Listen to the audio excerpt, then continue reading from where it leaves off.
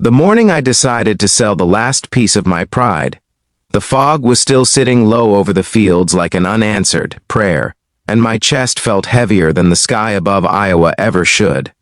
Debt has a sound if you listen closely. It creaks like old wood, it sighs like tired land, and it whispers your name at night when you're alone. I had inherited more than soil and fences from my father. I had inherited promises he never got to keep, numbers that grew instead of shrinking, and a farm that loved me but demanded more than I knew how to give. That was the morning she arrived, carrying a past as heavy as mine, and everything I believed about repayment, mercy, and second chances began to change. Before the story unfolds, take a moment. If you believe kindness can still change lives and that second chances are not wasted on broken people, please like this video, share it with someone who needs hope, leave a comment, and subscribe to the channel. Your support keeps stories like this alive. My name is Matthew Collins, and this land had been in my family for 3 generations.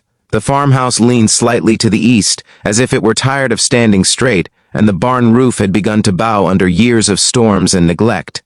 My father, Thomas Collins, had been a good man with a soft heart and stubborn faith, the kind of man who believed tomorrow would always be kinder than today. He borrowed when crops failed, borrowed again when prices dropped, and borrowed one last time when his heart finally gave out in the middle of a July harvest.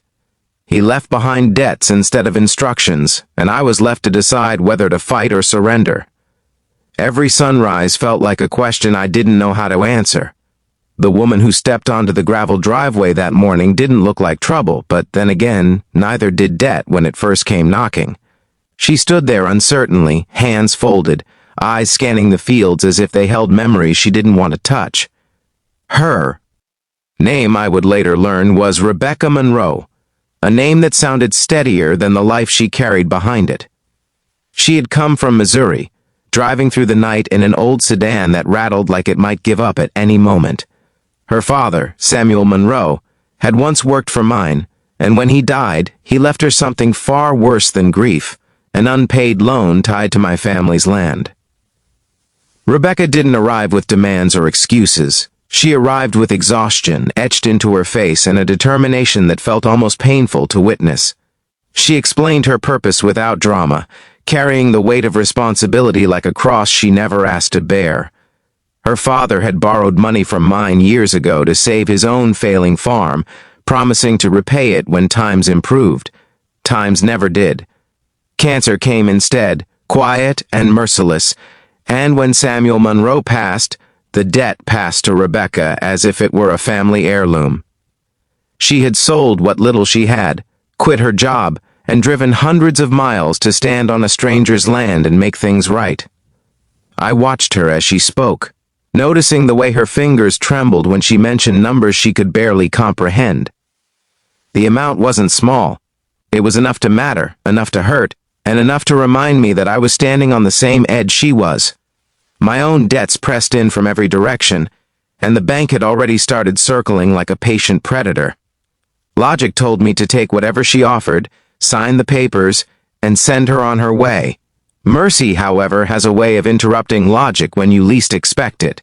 Rebecca stayed longer than planned that first day, helping without being asked.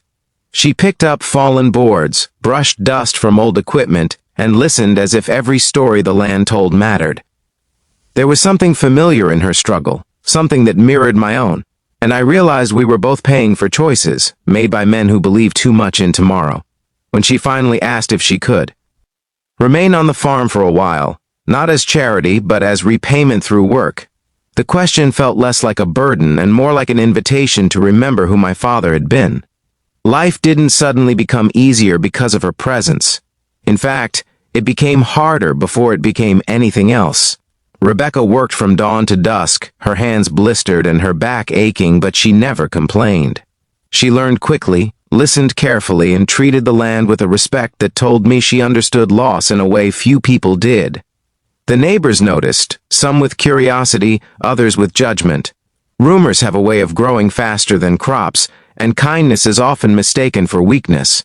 Still, I kept going, partly because I had no other choice, and partly because something in me refused to let her carry the weight alone.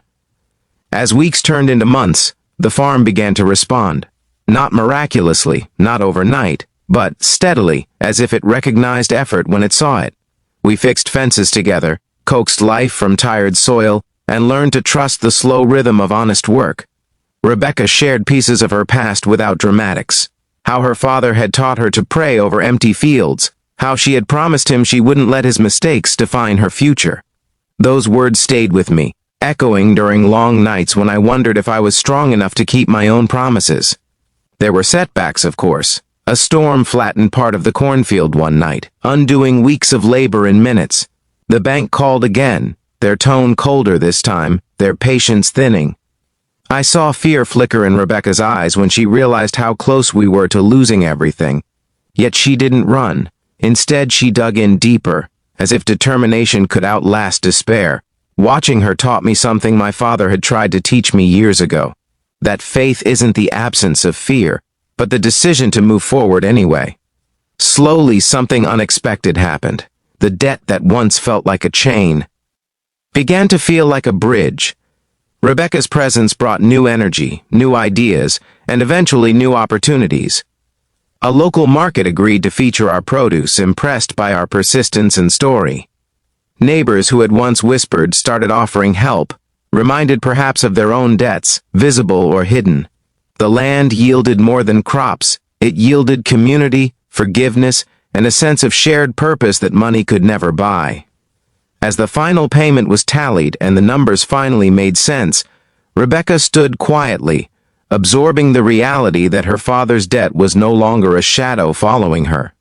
She had paid it not just with money, but with sweat, humility, and an honesty that healed more than balance sheets.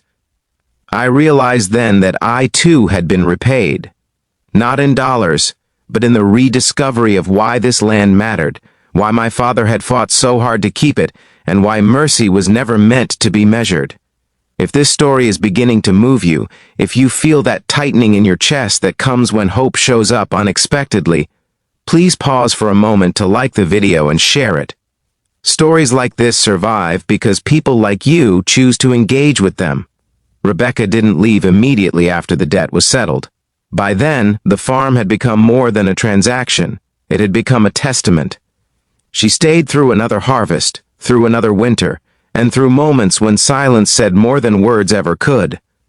We learned that repayment isn't always about settling accounts, but about restoring dignity, rebuilding trust, and choosing compassion when the world expects calculation.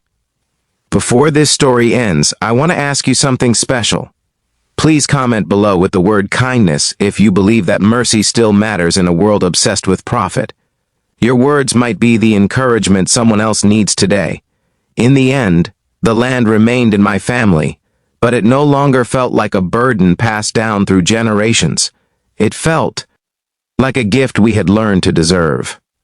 Rebecca eventually found her own path forward, one built not on escape, but on growth. And when she left, she took nothing that couldn't be replaced.